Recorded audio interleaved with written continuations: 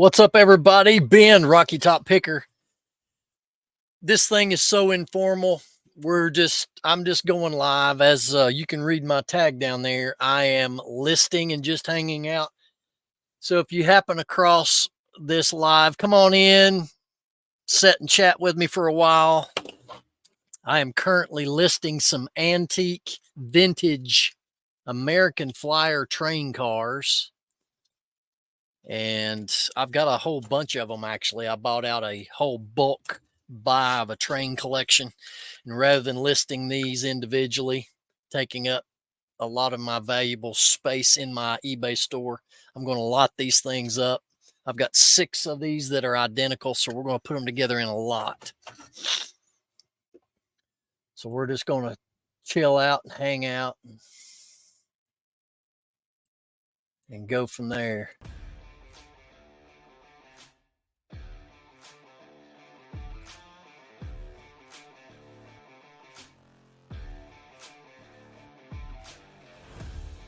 So come on in, hang out, chat with me. All I'm doing is chatting with folks and listing items.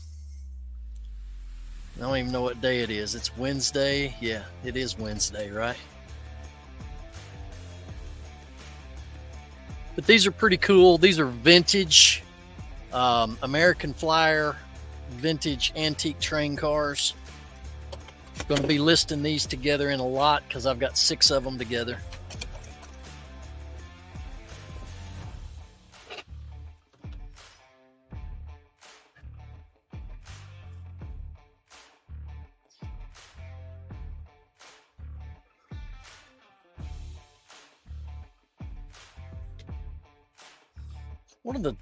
One of the things that I don't like doing, but it's necessary as a reseller, is the fact that when you purchase certain items, some require a great deal of cleaning. I really don't like to do that.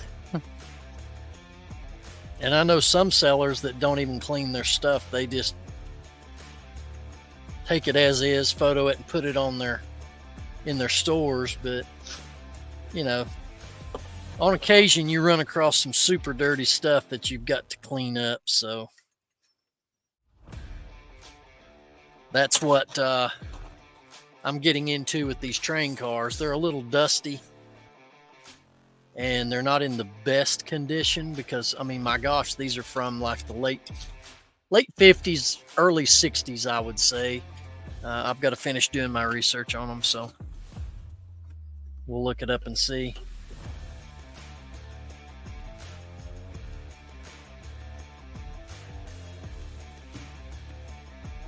But anyway, 6 of these buggers going out here. We're going to put together in a lot.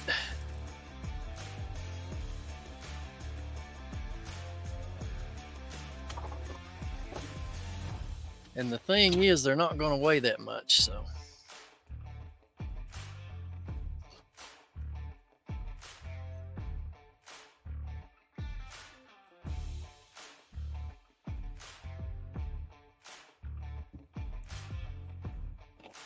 So I went on this live because I'm bored while I list.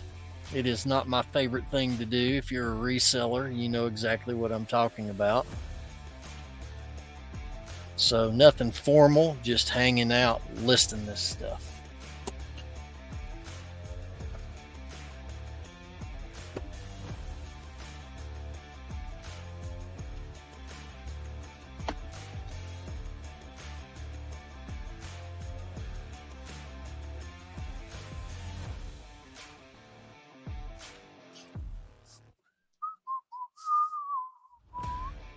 You're having dinner? Hey, man.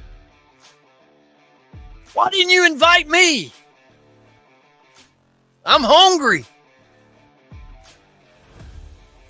I'm hungry, dude.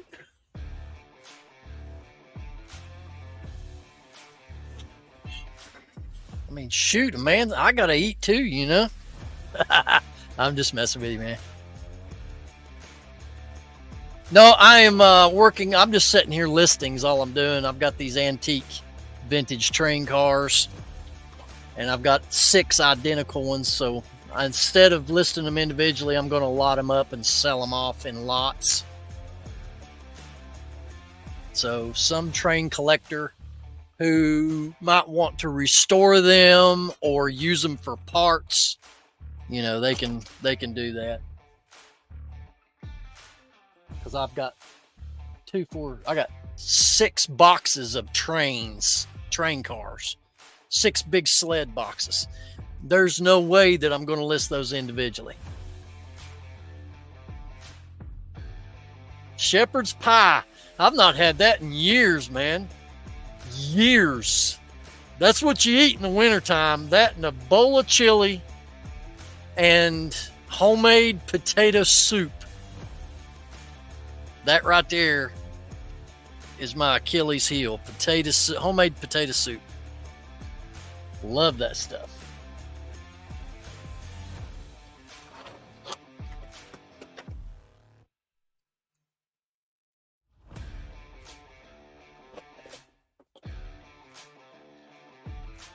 Five people. Who else we got joining us? This is so impromptu. Nothing organized about this, guys. I'm just listing and thought I would come on and hang out with whoever wanted to come in and hang with me. Because, you know, listing's not most exciting thing in the world, as we all know, if you're a reseller. But it's a necessary task. So yeah, I've got some train cars that are incomplete. You know, these don't have the rolling chassis. But train car or train collectors, they would look to purchase these just for maybe parts or to restore them.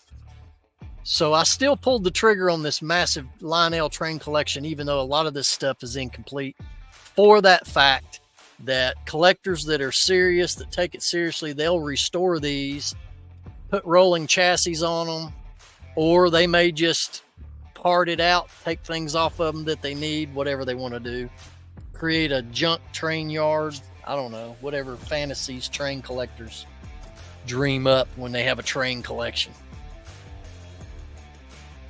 Yeah, man, I happened up on a train collection that started me on getting these trains back in late summer at a yard sale, and it was all Lionel stuff. Track, I mean tubs and tubs of track. The main engines, all the passenger cars, all that stuff. Got the whole collection for $80 after I've got maybe 6 pieces of track left from that total buy left to sell. And I know that I'm well over $800 in profit on that one buy on those. And then this big collection of these American Flyer, they're metal, and they're like 50s, 60s. I saw this on Facebook Marketplace. It was a whole collection. There was like 8 big, huge boxes full of it. And dude only wanted $100 for all of it. So I was like, heck yeah. Because the money I made off of Lionel, American Flyer, which is the Marks company, I'll make a killing on this. But I am going to group these up and list them in bulk lots because I got 6 of these. All these are identical, so I'm going to sell them off in lots. I know I can do a multi-listing, but because they're all in different various conditions, you know, one's better than the other, and then when one sells in one condition and then the second one sells, somebody going to slap you with a negative. So rather than having to do all that painstaking of individual listing each condition, I'm just going to sell the lot off, and then in the descriptions and in the items, I'm just going to put in various conditions. Please inspect the photos and ask questions before you buy. Great for train collectors to restore or part out. So that's kind of how I'm going to take the approach on these particular train cars. I need to turn this music off, don't I?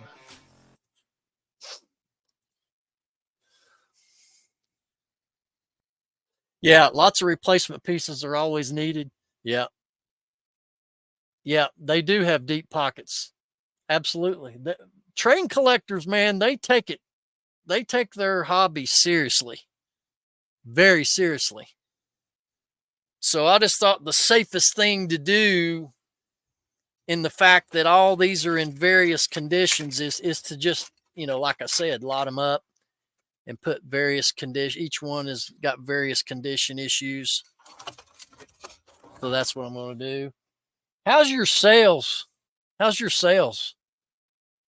Mine is like, I mean, I'm still averaging a little under $200 a day, but that's way off to what I'm compared to what I'm usually getting. Got 8 people in here. We only have you and I talking. I need to bring you on, dude, because you're a friggin' comedian. I watch your videos.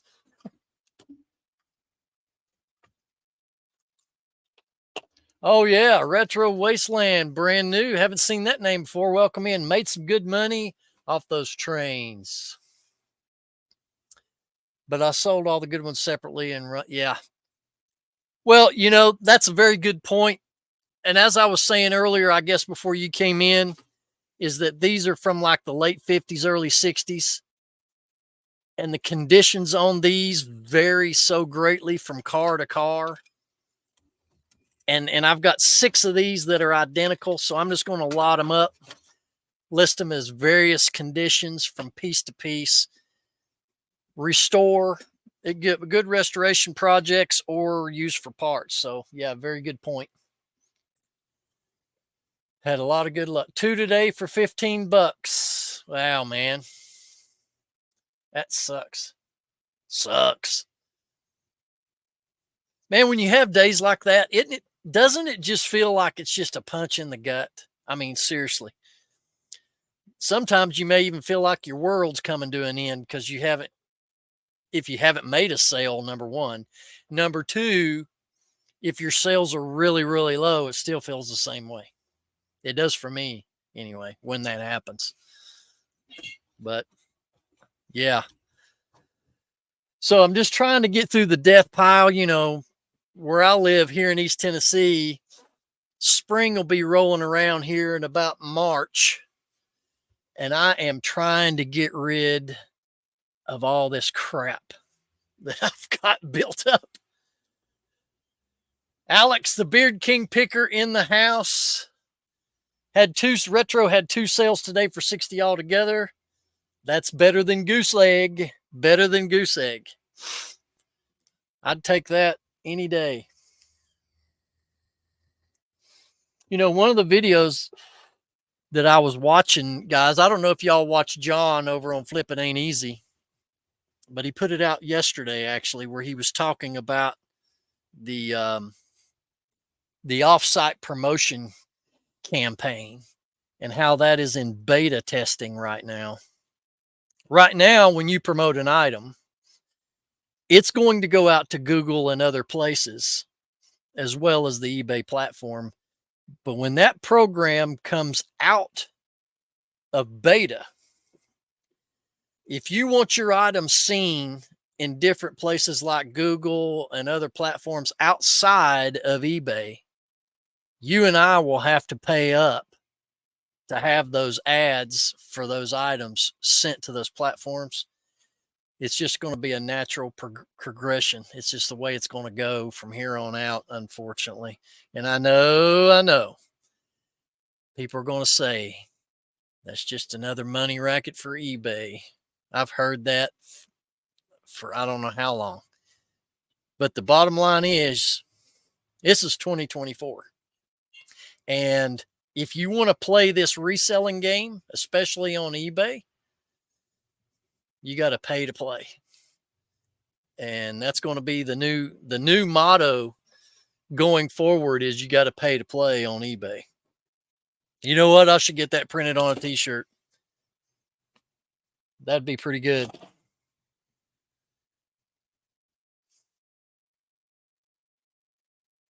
Yeah. You know, it's amazing though, is there's some big sellers on the eBay platform. One in particular who has over 50,000 items in their store. Alex don't want to play anymore.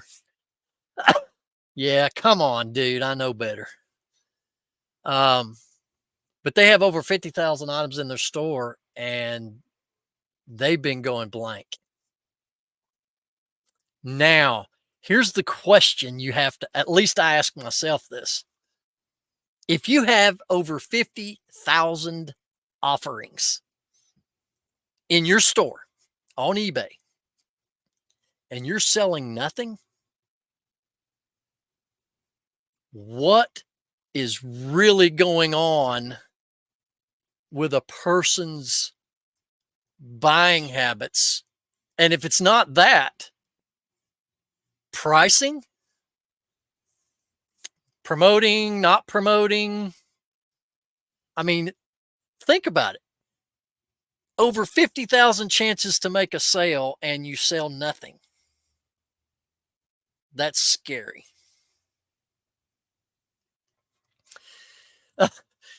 You have too many books to read, Alex.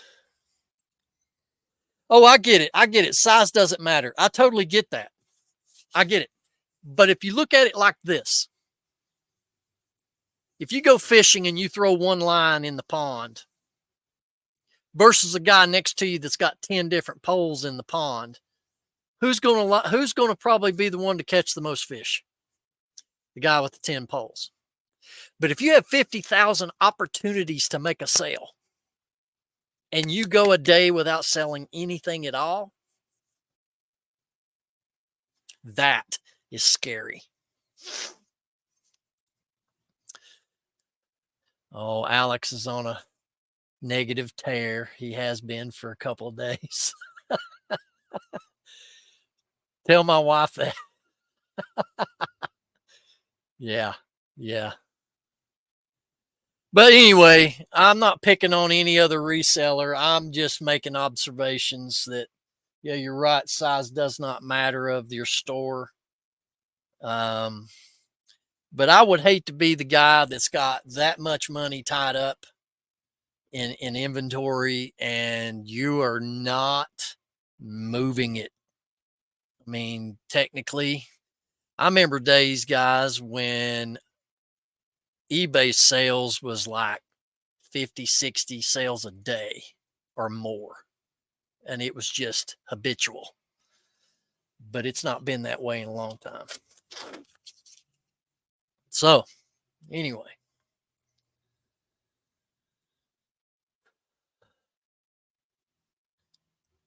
Shepherd's pie, man. You shouldn't have put that in there. You made me hungry.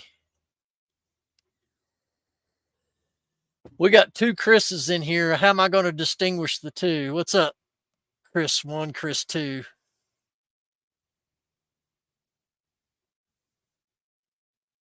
Yeah, Retro. You would think, right? You'd think they're doing something wrong. And to me, it comes down to two things. The item's not in demand, or you've priced yourself out of the market. I mean, it's usually one of the two. T-Bone, that's right. I forgot. You're going to distinguish yourself as T-Bone now. I've seen that in chat in somebody's show that we were doing it. But hey guys, I do want to tell you about this, about the Reseller Locker Room podcast. We have got some banger guests coming up in the next 10 weeks. I mean, we're having a guest on every other week. Me and Alex over here in chat, one of my co-hosts, and we have the ATL flippers that are going to be on the show that's being dropped tomorrow at 9 a.m. Let me ask you guys a question. You guys watch that podcast? I would ask a favor. I would ask, if you watch the podcast, pay the fee. And what I mean by pay the fee is share that podcast show with other people you know. And, you know, we're getting ready to come into an opportunity. Um, well, once the channel becomes monetized, we don't want to. We want to make our channel grow by having people who like what we do share it with other people. Let's just put it that way.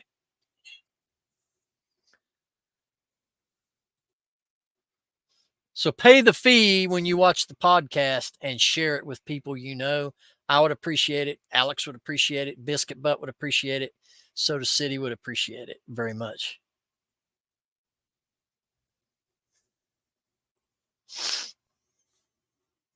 But yeah. Oh, and T-Bone, thanks for your latest comment to my video here on the channel. I appreciate it, man. Very much. That's awesome, Retro. We appreciate you. And we try to bring some information to that. I was going to say something, but I'm not going to say a cuss word. But anyway, it's a boop show. So anyway, if you gain something from it, pay the fee, share the video with somebody. We'd appreciate it, man. So much.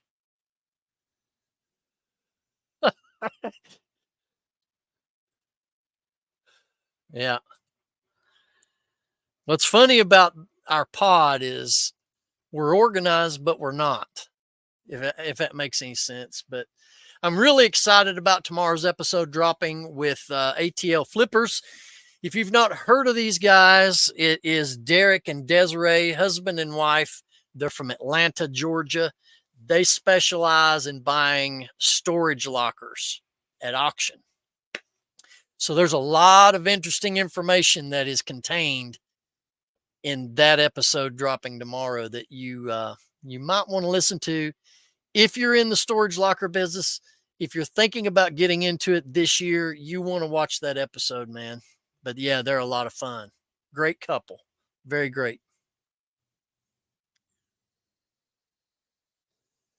So yeah.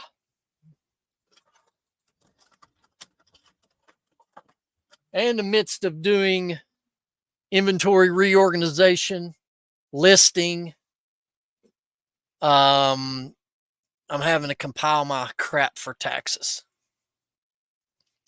Yeah. I had an accountant for years, but he kept going up on price. So I dropped him. But, I've been self-employed since 2008, and I do the long form, which, it's where you take a ton of deductions. So I've done all that for years by myself. So I'm going back to handling that and then taking it to a local tax preparer. I'll total up all my categories and numbers and take it to the local tax preparer business that's here in town that I'm going to use. But if you can afford an accountant, you want to pay an accountant, that's good to have. When I had my restaurant, I was a sole proprietor LLC, had an accountant handle all of my tax and accounting information. But, this business is a little bit more simpler than owning a 150 seat restaurant, full service with bar and live entertainment and all that kind of stuff. All the employees, 30 or 40 employees. So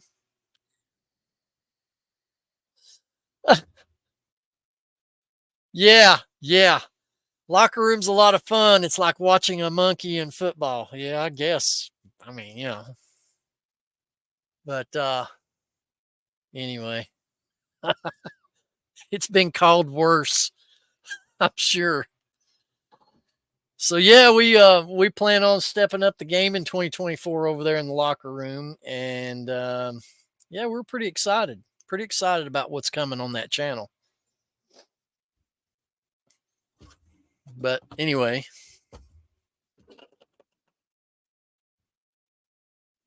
accountant called today. You almost answered it. Well, hey, now don't get me wrong. Having an accountant's not a bad thing. Okay. It's just, I got tired of paying somebody to do what I can do, and I can save the money. So that's just a personal decision I made for my business. I'll tell you what, though, for anybody that'd be watching this in the replay, if you're brand new to reselling and you've never done this before, might be a good idea to have an accountant the first year just to kind of show you the ropes. Because there's a ton of deductions that the average Joe out there is not aware that you can write off. So, unless you do self-education about tax law and tax deductions, it's a good idea. Any new venture that's financial, where you stand to gain financially, it's a good idea to have an accountant, at least for the first year, to steer you through that side of the business until you learn it yourself, or keep them, whatever you want to do. But once you've learned it, it's really, really not that hard. It becomes just routine like anything else.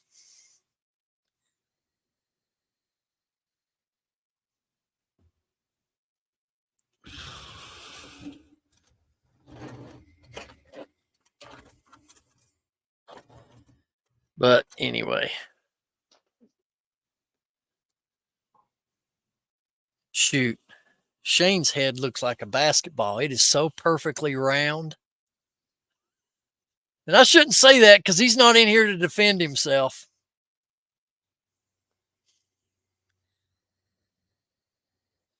But such that it is. But anyway, another thing that I've got to do is I need to go through and do inventory. That's just another pain in the arse. Just, it drives me up the wall. But anyway, I'm going to start writing a book of the slang things that I say, not only in my videos, but over in the locker room.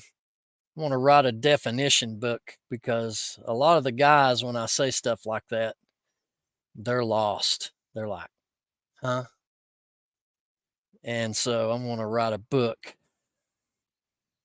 that Rocky Top's Southern Slang Go-To Dictionary.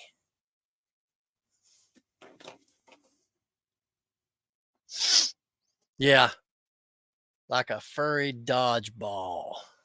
True that. True that.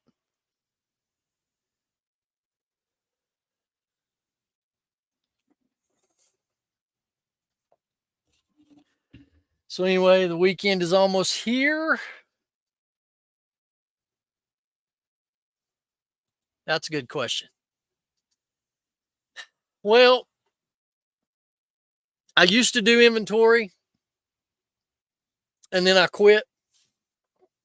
And yeah, I do money in, money out. But, it's always, through the course of a year, you have a lot going in and out, as you know. You have a lot coming in and out, inventory wise. And sometimes items that get indexed into your inventory, for whatever reason or another, may have accidentally get ended, and you forgot to relist it, like end and sell similar. A slip up like that can happen during that process.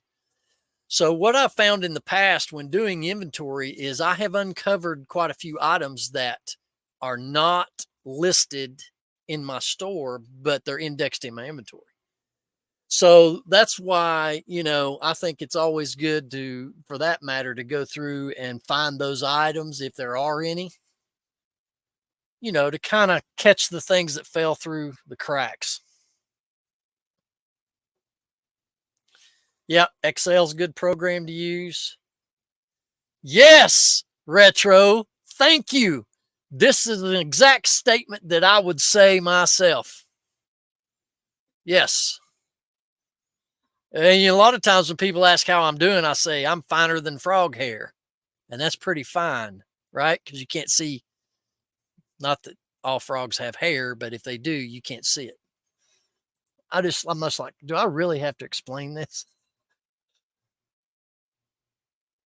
Yeah, reviewing your inventory. Yeah, I mean, well, it's just like with me. I have a ritual of ending and selling similar all the time, so my entire store stays fresh.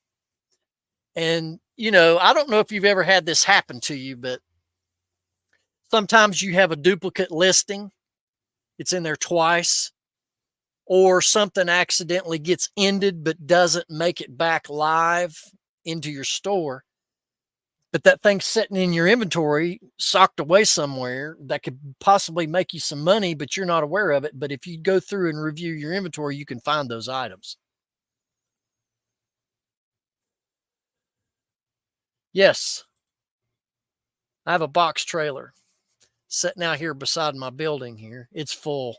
I mean, floor to ceiling, front to back, full.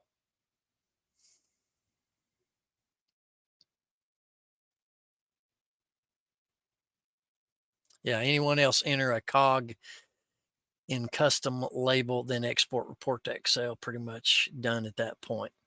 Yeah. Yeah.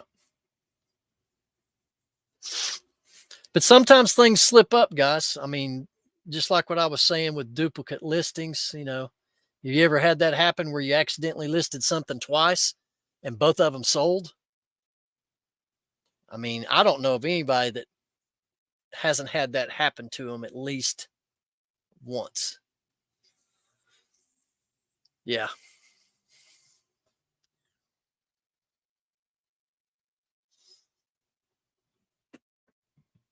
Yep. Cost of goods. Man, I need to have both T-Bone and Chris on here at the same time with me. That would be fun. So guys, if you're up for that, let me know and we'll make a plan right here on the Rocky Top Picker channel. I'll bring you both in and we'll do a show together with a graphic warning label at the beginning of it.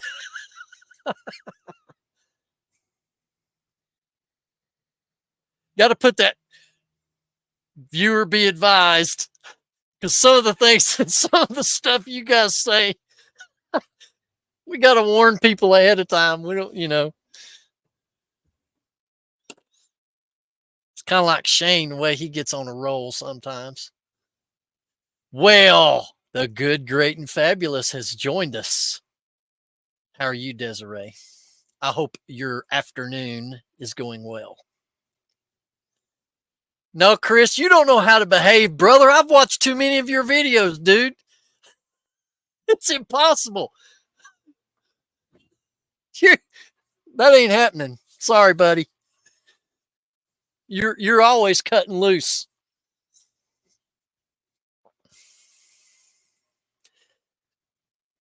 Desiree in the house.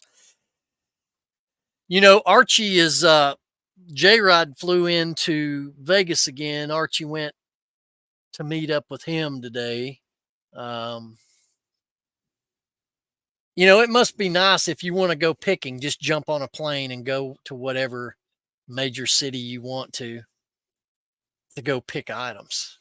I mean, that's just awesome. Dino, what's up, Dino? Good to see you. Welcome in. Welcome in. Thanks for always leaving comments to my videos. For those of you in chat that do that, I certainly appreciate. And when I drop a new video on this channel, I always look forward to going in and reading your all's comments and all that. It's a lot of fun for me. Yeah, I can sympathize, Dino. Yeah.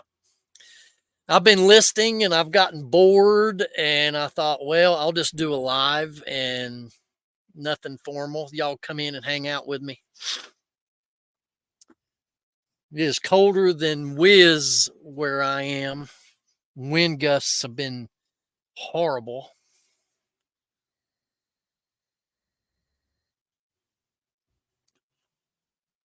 But Chris and T-Bone need to make sure you have a good camera, a good microphone setup, and we can plan for you guys coming on.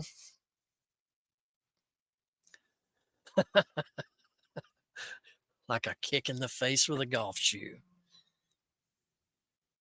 Yeah, it's crazy wind. I mean, we had gusts up to 40 miles an hour here. I mean, it was insane, dude. I mean, at one point I was watching my barbecue grill roll across the patio. So, and yeah, it's going to get colder, which sucks because this time of year, I'm telling you, as a reseller, this is the worst time of year. Well, in two different ways. To be a reseller, it's the worst time of year. One, no yard sales or anything going on as far as that goes. Two, what's good about it is you can get caught up on all your other stuff. You know, you got taxes, you got your death pile to go ahead and blitz out so you don't have it backed up on you when spring gets here. But I hate wintertime. Just hate it.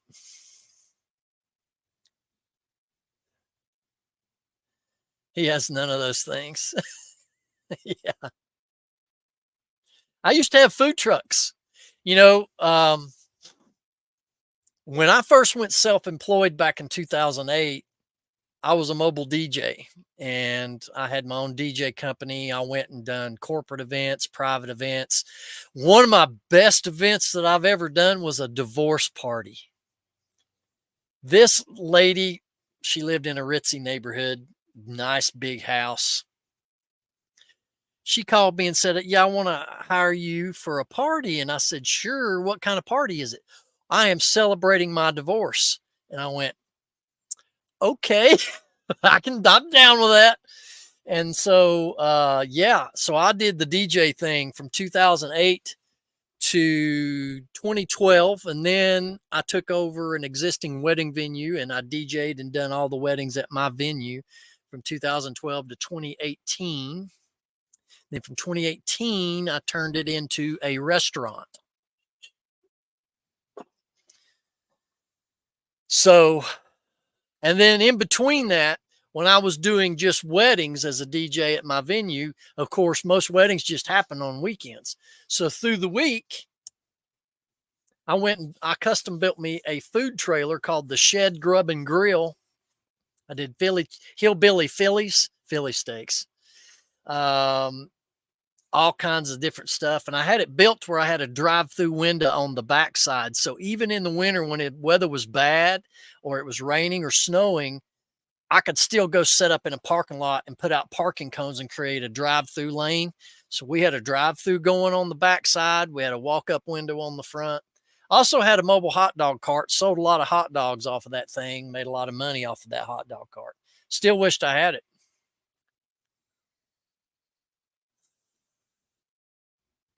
Oh, yeah, there you go. I celebrate my divorce, one of the best days of my life. Yeah, well, I've had three of them. Three.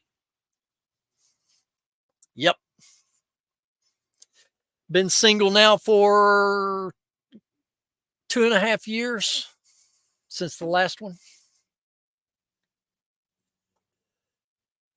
One of the Chippendales. Yeah. Hillbilly Philly, next channel. Hey, that's a good idea. The Hillbilly Philly. But that was like a Philly cheesesteak, but I had some different stuff you could put on it. Um, like I mixed in some pulled pork barbecue on it and just made some different combinations. Yeah, I've been married 3 times. Sad to say, but that's true. But the first one was me. I wanted out. But the last two, well, the second one was pretty bad. You know, she had a lot of issues. But yeah, wasn't always my fault. Yeah, slow learner. Yeah, I know it. Is what it is. Fourth time's a crime. We call that a slow learner. Yeah. Hey, I can't help all these people are crazy. That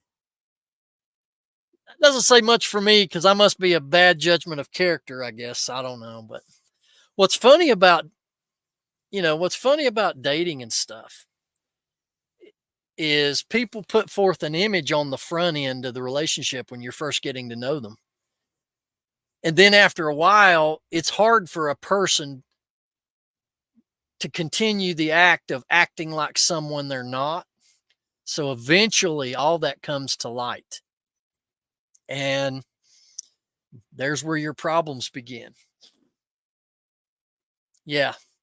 And, and a lot of people, because they've been through a lot of the divorces and they've had a lot of anxiety and stress, they become damaged in a lot of ways and they tend to carry that with them into the next relationship.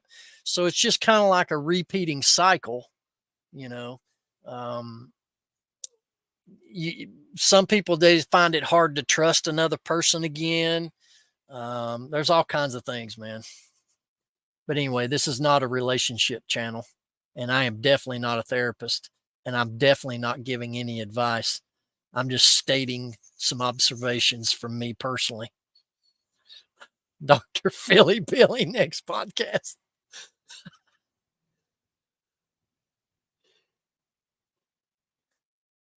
Just being a hole from the start worked out fine for me.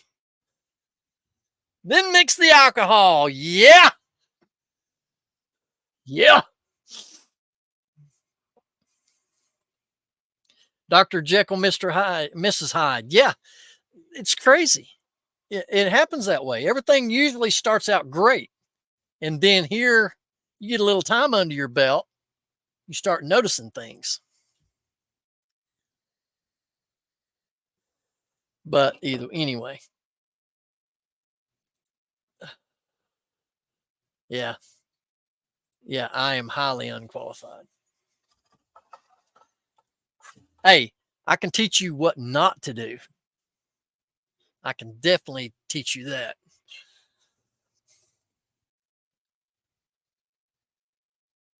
But anyway, it is what it is.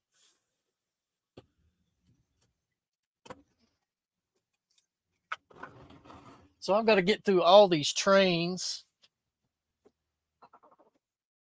And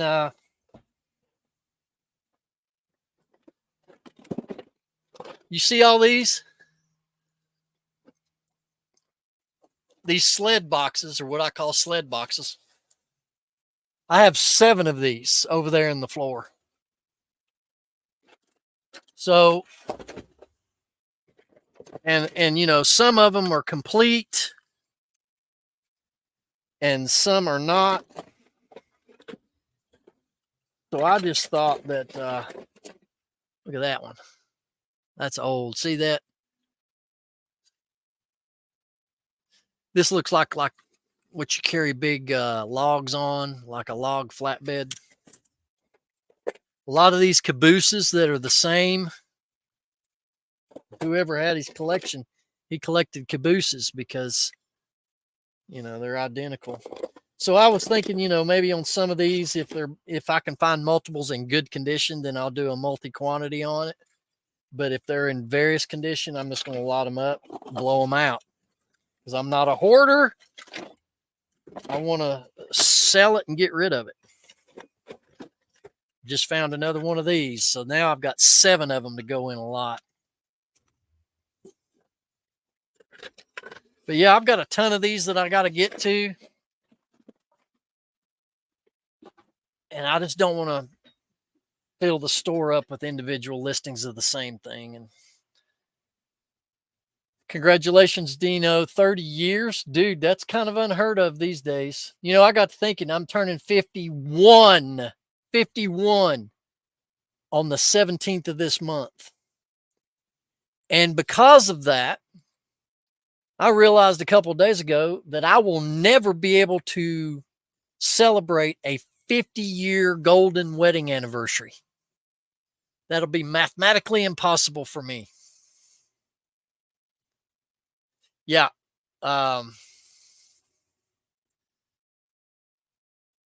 Yeah, a lot of these train cars do have metal bases on them with the metal wheels, but some of them, it's weird. Some of them have plastic chassis beds, but the wheels are metal. So there's just a various mixture of what these things are made up of, you know. So, and Alex, 17 years, and I'm kicking myself out. Yeah. But yeah, that's kind of a sad reality that, you know, I'll never be able to experience the 50-year golden anniversary with anybody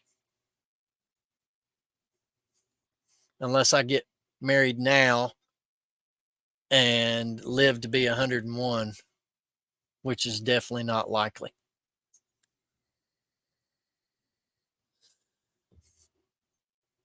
Yeah, but you know what? I don't know too many people that are living over 100 years old. I mean, you in my family, and it depends on your genes. You know, on my mother's side, my great grandmother lived till she was 93. My grandmother lived till 92. My grandfather lived until 90. On my dad's side, my grandparents, they both died in their early 70s. All my dad's brothers and sisters all died in their 70s. And my dad's 80, and he's the only one left, and he's still kicking it at 80. So,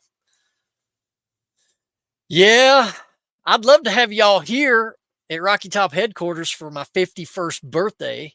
We're going to have strippers and moonshine. And no, I'm just kidding. Yeah, we're going to live it up turning 51, man. Party at Ben's on the 17th. That's it. I don't even know what day the 17th is on. I'm thinking it's a Tuesday or a Wednesday, I think. Then we would have to end our bromance. It only works if you're single. Yeah. Yeah. But yeah, you know, it's well, Archie's kind of in the same boat that I'm in. I mean, um Archie and he is 49, and so I've got a couple of years on him, but anyway. Alex, if you wanted to join me right now, bro, anybody that wants to join me, you're welcome to. If you want, come and hang out with me. I'm not doing anything fancy. Chuck and Larry, that's it. Chuck and Larry. So I picked this up. Super Nintendo game. And this is the Super Mario World. And I haven't listed it yet because of this sticker damage.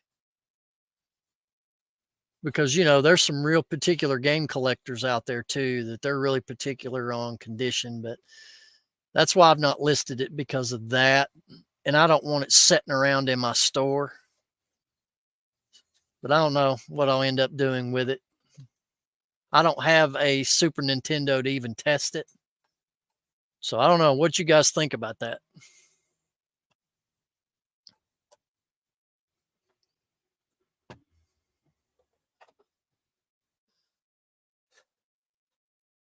Getting ready to clean up for dinner. Making dinner. T-Bone's turning 49 in May. Man, y'all a bunch of youngins. I don't even remember being 49. Sell it as tested and take a gamble. Yeah. I mean, I don't, you know, one of the things I wanted to change about my business this year is try not to list anything under $15. And, you know, I have another game just like that, duplicate, that's in better condition, that's already listed, but it hasn't sold yet. So it's not like a high demand. You think it'll still sell at 15? All right. I can throw that on there then. Put that in the pile. Clean the contact with that. Oh yeah, yeah. I do that.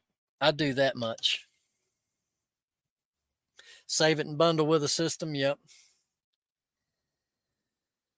If I had a Super Nintendo system, that's what I would have done. I would have bundled these games with it, but I don't have one. But you know, I just see it. I got a lot of stuff just sitting around everywhere that I've put off, and it was just one of them. So I'm just going to go ahead and list them and get them out of the way. Q-tip. Yeah, use a Q-tip.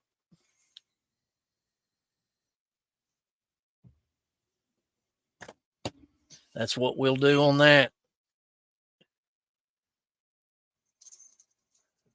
But yeah.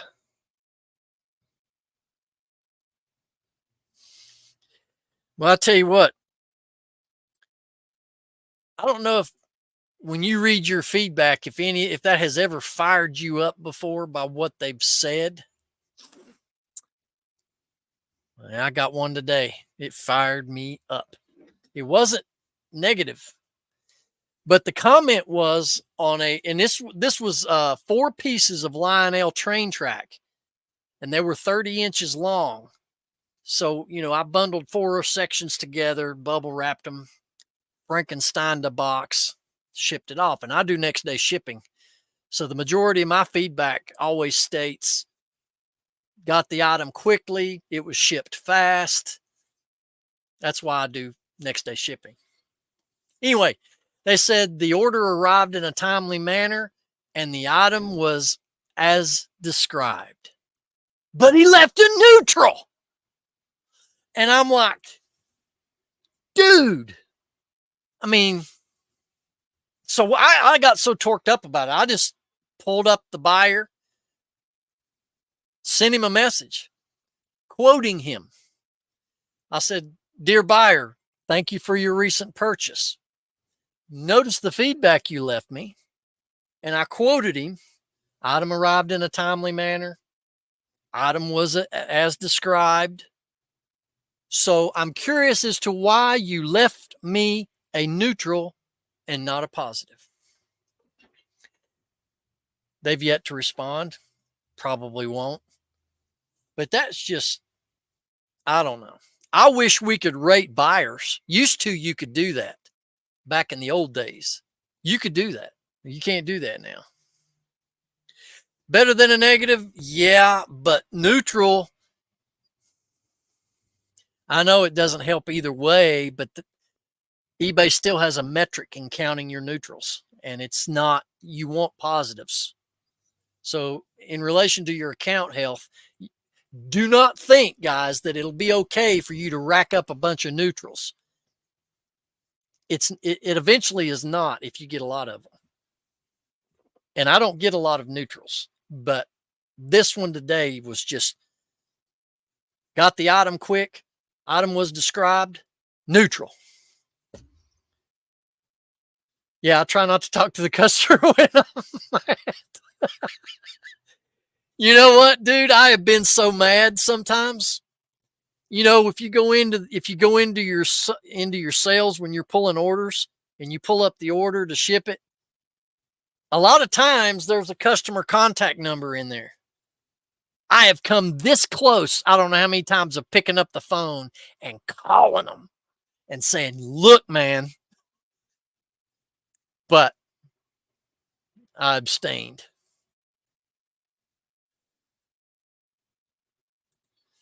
True, Dino. I can leave a rebuttal. That's good. That burns my biscuits.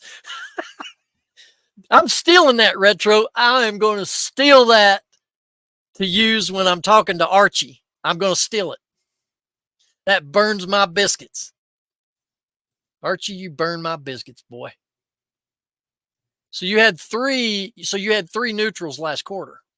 Well, just know eBay has got a metric for how many neutrals you're collecting, but yeah, I'm going to leave a rebuttal, especially if the customer does not reply to me.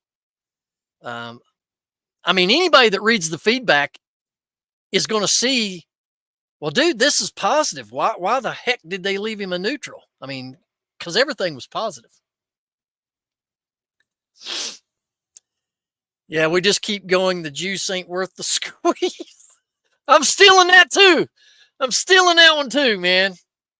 You're going to have to trademark all this stuff you guys are saying because I'm going to steal it.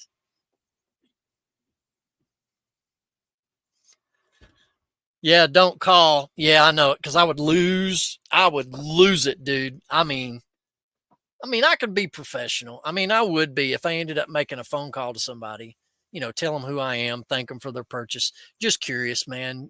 Just curious. You got your item quick. You says you got it exactly how it's described. So, I was just curious. Why'd you leave a neutral? That's a fair question. I think. I mean, I don't even know how eBay's feedback system can even let that be classified as a neutral. When they got the item quick and it was exactly how it was described, I don't know how or why they would allow that to be a neutral anyway. But we don't know why eBay does 99% of the stuff that eBay does. But that juice is definitely not worth the squeeze.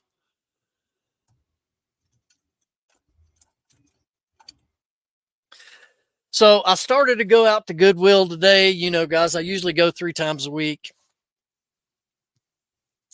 And you tell me if you've ever adopted this before.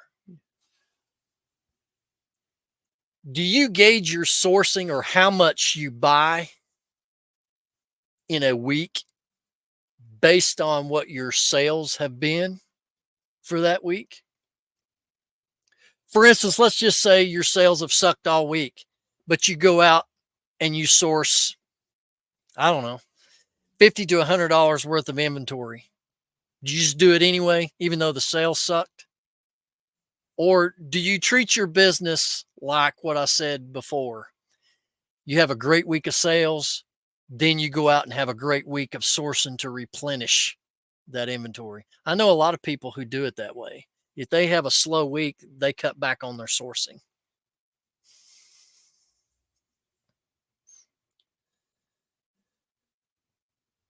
Yeah, they got rent in my head. I charge a lot. I charge a high dollar rent, man. So many idiots. Hey, look who's in the house. Nashville Flippers. What's up, buddy? But yeah, I mean, Replay Game Lab, no, but I source less when I'm listing less. Well, that's a good way to avoid a death pile, but with me though, if I've had a week, you kind of take pressure in two different ways here. If you have a slow week of sales, it kind of puts pressure on you to get better stuff listed so you can make some money quicker. So there's that pressure. Then there's the fact of slow week of sales. I don't need to be going and spending more money that's putting me further in the deficit until I make better sales.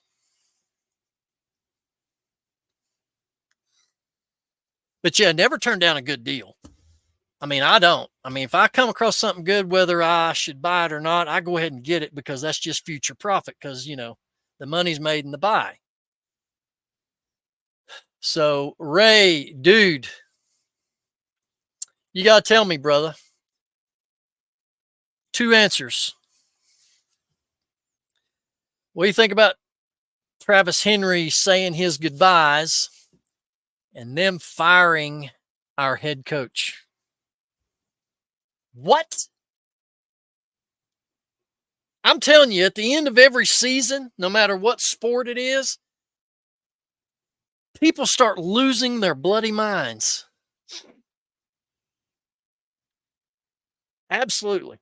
Crazy.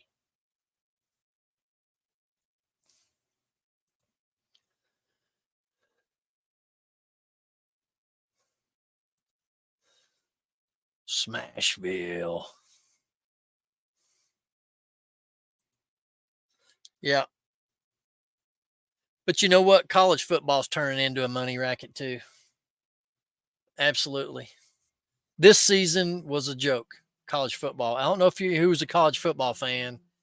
Um, Georgia got cheated, and Florida State got cheated, and Michigan, who had all kinds of violations and suspended Harbaugh for 6 games. How they can make it to the very end like that? That's I don't know. Something's not right about that.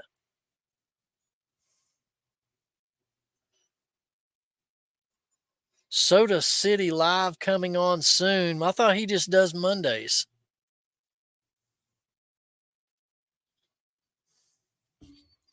Huh.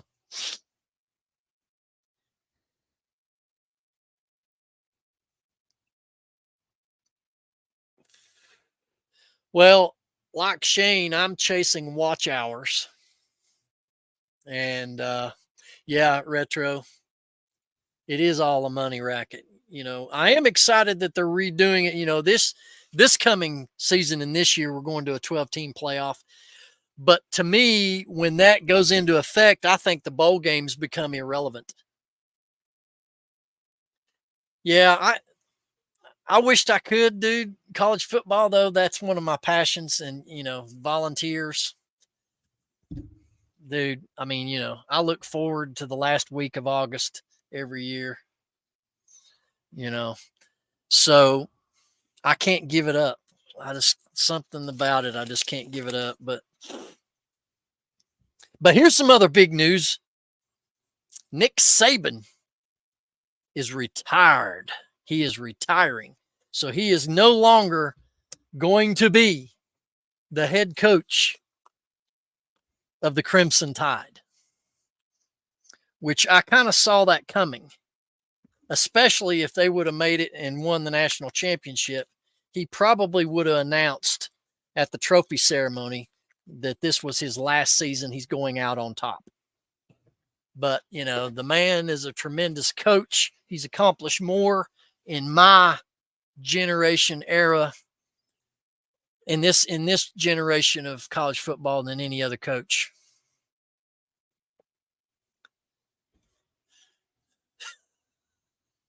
I'm gonna give away $100 bills. I'm gonna start doing it. We're gonna do a drawing for $100 bills. Yeah, man, wasn't it? It was a shock. I mean, I kind of seen it coming, but here's the interesting thing. Wouldn't it be something? And it probably isn't going to happen. But you got Saban doing the Aflac commercials with Deion Sanders.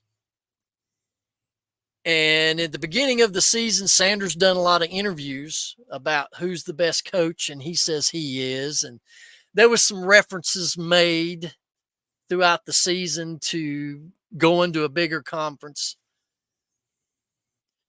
I wouldn't be surprised if Deion Sanders gets a call to interview for Alabama coaching job. Yeah, Saban does have more money, he knows what to do with. Deion's probably got more money than he knows what to do with. But I would see an opportunity when they go on the coaching carousel. They may not pick Deion Sanders, but they'll look at him.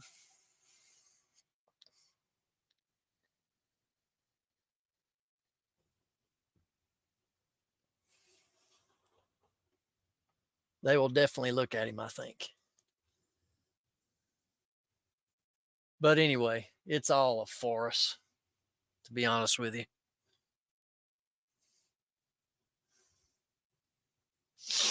But anyway, it is what it is. He's no longer going to be the head coach. And why would he?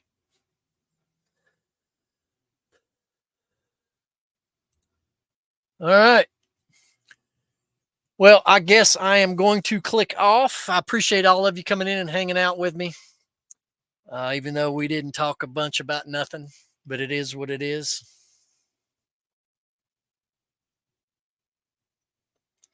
giving away a trash to cash extra ticket instead of offering it to us, but I'm not bitter. I wish Nick would come to South Carolina. We sure need some help. Yeah, I agree, Retro. I agree. You know, it was not a stellar season for the Gamecocks, but but neither was the Gators. Lord, look at the Gators. They have really fallen from grace. But guys, I appreciate you so much for coming in. And I can't wait to see you all on my next video here on the Rocky Top Picker channel. And go over and hit the Reseller Locker Room when it drops tomorrow at 9 a.m. ATL Pickers is going to be our guest on that show. If you want to learn more about storage lockers and how it can improve your business. And I guess I'll go over to Chrome Dome show and see what Shane O'Mac has got going on. So anyway, guys, peace to you. Till next time, Rocky Top. I'm out of here, guys. Peace.